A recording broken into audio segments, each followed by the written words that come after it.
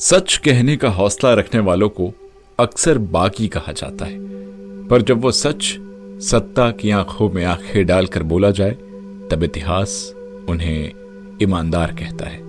ये कहानी है कि ऐसे नेता की जो राजनीति के उस दौर से आया जब सादगी को ताकत माना जाता था और सत्ता में बैठने से ज्यादा सच बोलने की कीमत चुकानी पड़ती थी। नाम था सत्यपाल मलिक। साल था 1946। जगह बागपत, उत्तर प्रदेश का एक गांव। एक साधारण जाट परिवार में जन्मे सत्यपाल मलिक बचपन से ही अलग थे। जहां बाकी बच्चे खेतों में मस्त रहते, सत्यपाल किताबों की दुनिया में डूबे रहते।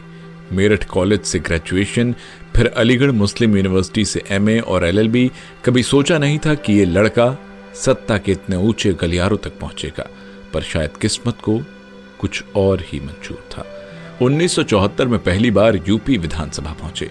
भारतीय क्रांति दल के टिकट पर साल 1984 में राज्यसभा के सदस्य बने और यहीं से शुरू हुआ उनका असली राजनीतिक सफर।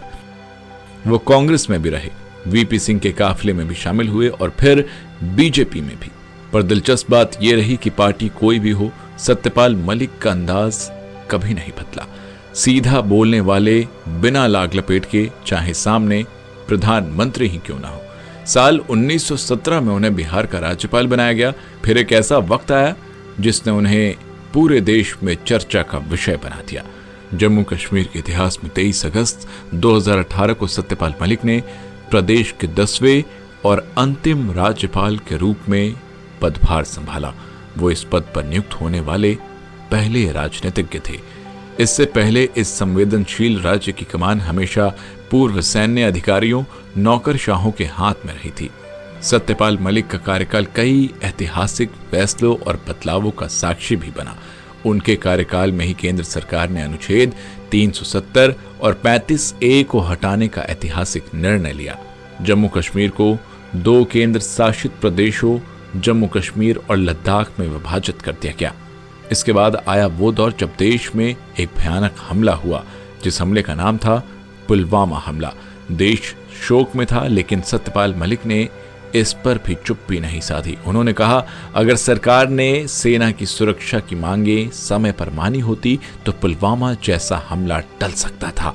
उनके इस बात से सियासी भूचाल आ गया, पर उन्होंने सफाई नहीं दी, बल्कि डंके की चोट पर कहा, मुझे अपनी आत्मा की आवाज सुननी है, ना कि सत्ता की। उन्होंने लगातार मोदी सरकार पर तीखे वार किए। जब एक राज्यपाल जो कि संवैधानिक पद पर होता है वो खुद सरकार की आलोचना करे तो या तो उसे कुछ नहीं पता या वो बहुत कुछ जानता है।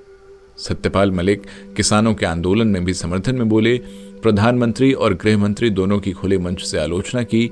यहां तक कहा कि अगर मैं आज नहीं बोलूंगा तो जमीर मुझे माफ नहीं करेगा। आम जनता का नेता उनकी सबसे बड़ी खूबी थी। वो चाहे राज्यपाल हो या नेता, हमेशा आम आदमी की बात करते दिखे। कोई पीआर टीम नहीं, कोई टेलीप्रॉम्प्टर नहीं, बस एक माइक और सामने बैठी जनता जिसे वो बेझिझक सच सुना देते थे। जम्मू कश्मीर, गोवा, बिहार और मेघालय के राज्यपाल रहे सत्यपाल मलिक का 5 अगस्त 2025 यानी कि आज मंगलवार को निधन हो गया। वो कई दिनों से अस्पताल में भर्ती थे और उनका इलाज चल रहा था। सत्यपाल मलिक ने 79 वर्ष की आयु में दिल्ली स्थित राम मनोहर लोहिया अस्पताल में अंतिम सांस ली। सत्यपाल मलिक के निजी सचिव के.एस. राणा ने ये जानकारी दी। दिल्ली के राम मनोहर लोहिया अस्पताल के अनुसार पूर्व राज्यपाल सत्यपाल मलिक का आज दोपहर 1:10 पर निधन हो गया। आधिकारिक जानकारी के अनुसार सत्यपाल मलिक को किडनी की समस्या थी। उन्होंने कृषि आंदोलन, भ्रष्टाचार और कई राष्ट्रीय मुद्दों पर अपनी बेबाक राय के लिए सुर्खियां बटोरी थी। ये कहानी थी उस बागी राज्यपाल की जिसने हर बार सत्ता के सामने झुकने से इनकार किया, जिसे पद नहीं जमीर से प्यार था, क्योंकि सच्चा नेता वो नहीं जो सत्ता में टिके, बल्कि वो है जो सच कहकर इतिहास में लिख जाए। मैं हूं आपका दोस्त और इस शो का होस्ट, और आप सुन रहे थे सुनो जिंदगी।